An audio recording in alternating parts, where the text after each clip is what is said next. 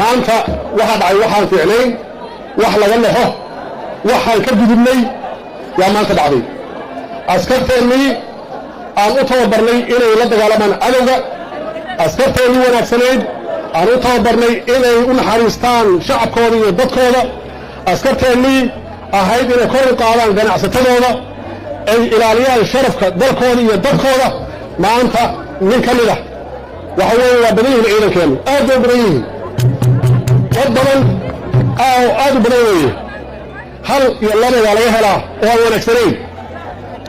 laakiin boqolkiiba 99 ciidamadeennu dhufayskay ku jiraan dagaalkay ku jiraan dhaxantay taagan yihiin jireedkay taagan yihiin shacabkooda ilaaliyaan shacabkooda difaacaan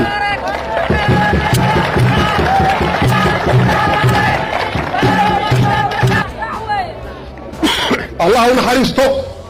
labadii wiil maanta naga dhintay oo gacanteennii ku baxay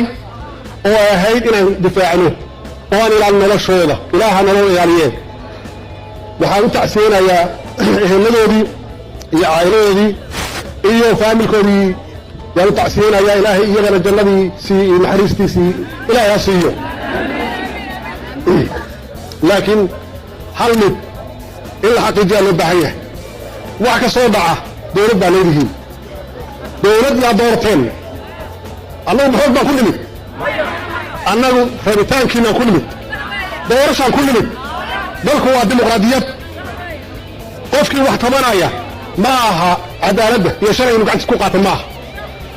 ma aha inuu hantida shacabka soomaaliyeed burburiyo ma aha inuu nabadgeliyo xumo iyo nidaam xumo u horseeda ma aha in cadowga aan la dagaalayno oo argagixisada ah inuu gacan siiyo ma aha annagu hal cadow aan leenahay oo maalin walba shacabkeenna laaya oo aan cidna u aabiyeelin waa shabaab cadowgaas inay ku soo dhex dhuuntaan dad fiican dhalinyaro ah oo ay hantidii dadka ay burburiyaan oo magac xumo ay la siiyaan oo ay naga dhigaan ay ka dhigaan askarta Soomaaliyeed ciidanka qalabka sida Soomaaliyeed dad xun kulli inay ka wada dhigaan oo ay abuuraan xasilooni darro ay garab u noqdaan argagixisada aanan cidna u lahaynin ka yeeli mayno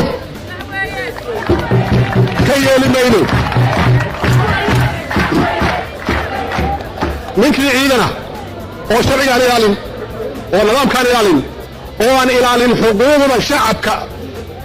maxaan ku raahdaa loo sameeyey aan ilaalin sharcigu hortagi wuxuu shaqaystuuna leeyahay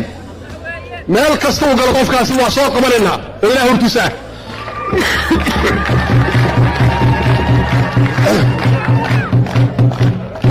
meeluu ku dhinta heli maayo meeluu gala heli maayo saasay tahay dhowr qof oo qaswadayaala ma aha inay magaxumo siiyaan askarta ma aha inay magaxumo siiyaan dowladnimada Soomaaliyeed oo intay soo baxaan oo jidad ka qaadaan oo taayaro gudaan taayaradu macnaheedu waxay tahay waxa joogta dowlad taayirani ah oo kaliistari ah ama banin kaliistari banin rabitaankiina ku nimid markaan imaanayna saad noo soo dhaweysay waa ogeedeen markii noo doortay waan taageerteen haddana ummadda Soomaaliyeed waana taageersiin maxaa yeelay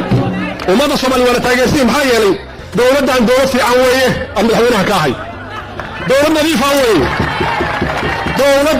ammaanada ilaalisa weeye aan tuuga ahayn dowlad cadaalad ku dadaasho waaye dowlad aan qabyaalad iyo qabiil aqoon weeye dad burbursan muddo 3 sano yaan ka shaqeynaynaa inay sharafkiisa iyo karaamadiisa soo celino 4 qof iyo 10 qof iyo 20 qof oo dana shakhsi wata oo argagixisada ay ku soo dhex dhuumanayaan magac naga hadleen maayaan gacan bilas kaga qabanaynaa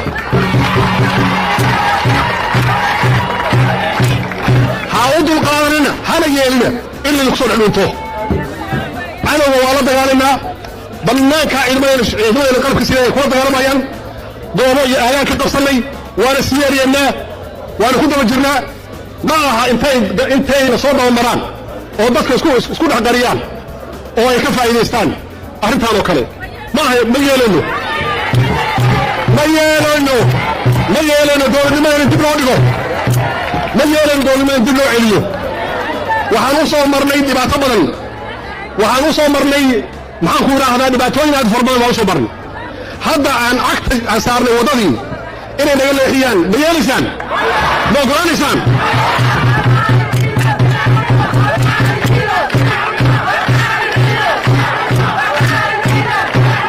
dowlad dimuqraadiyadaan nahay waxaan rabnaa shacabku inay wax doortaan dowlad dimuqraadiyad baan nahay waxaan nahay dadka inaan u hogaamino nabad iyo horumarka inaan u hogaamino oo aad biri soo doorataan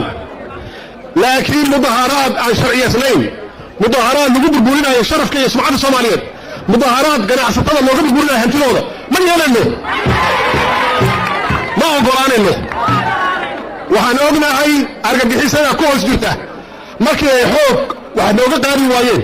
markii ciidamada qalabka sida ay bacsanayaan waxa uu hore kaliya inay ku soo dhuntaan waa wiilasheenii wey dadka kama naqaano laakiin wuxuu aaminsan yahay islaam maaha wuxuu diidayaa waa dowladnimo wuxuu diidayaa waa qarannimo ma ogolaanaysaan dowladdaani waddadii caddeed ay cagta saartay mar soo noqonayso waa soconnay ummadda soomaaliyeed way socotay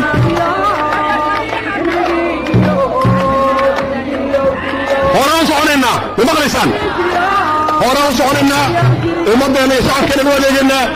nabad baanu keenaynaa nolol yaanu keenaynaa shaqooyin yaanu abuuraynaa sharafkeeda iyo karaamadeeda soo celinaynaa waxaan soo marnay waa ogtihiin qabiil iyo qabyaalad yaan beniga kuu sheegin dalleeyaysan beniga kuu sheegin waddankan burburkiisa waa arkaysaan burburkan wuxuu la soo gaaray oo soomaaliya maanta meesha ay tala dhigay waa dalley siyaasadeed waa dad qabiilistayaalah oo qabiil ku shaqaysta ma yeelaysaan imisaa maanta qabiil looga dhibatay imisaa qabiil oo soomaaliya ku dhimata maanta oo dhulka hoostiisa ku jira yaa magacyooda yaqaana yaa yaqaana hooyadii gablanta kaliyaa taqaana bes waa lagu soo moodi annagu ma ogolaanayno wiilal soomaaliyeed dhallinyaraah gabdha soomaaliyeed in noloshoo lagu cayaaro mustaqbalkooda lagu cayaaro wakti intuu naga lumi karo waa naga lumay mana ogolaanayno cid ku cayaarta mustaqbalka ummaddeenna iyo dadkeena iyo dhallinyaradeenna waxaan idiin ballan qaadaynaa oo ilaahay hortiisa ciddii isku dayda inay hor istaagto qarnimada soomaaliyeed dowladnimada soomaaliyeed sharafka soomaaliyeed wallaahi gacnaha bayaan ku qabanaynaa wallaahi baa idinkugu dhaartay cidduu rabaa ha ahaado waxaa ballan nagu ah oo ilaahay inaan dowladnimadeenna iyo dalkeenna ula tartamo caalamka wuxuuna kula tartami karaa hal arrin oo keliya idinkoo dowladdiina taageera ma taageeraysaan dowladdiina ma istaageeraysaan idinka horumarkii ma taageeraysaan nabad iyo nolol ma taageeraysaan wasalaamu calaykum waraxmat ullahi wabarakaatu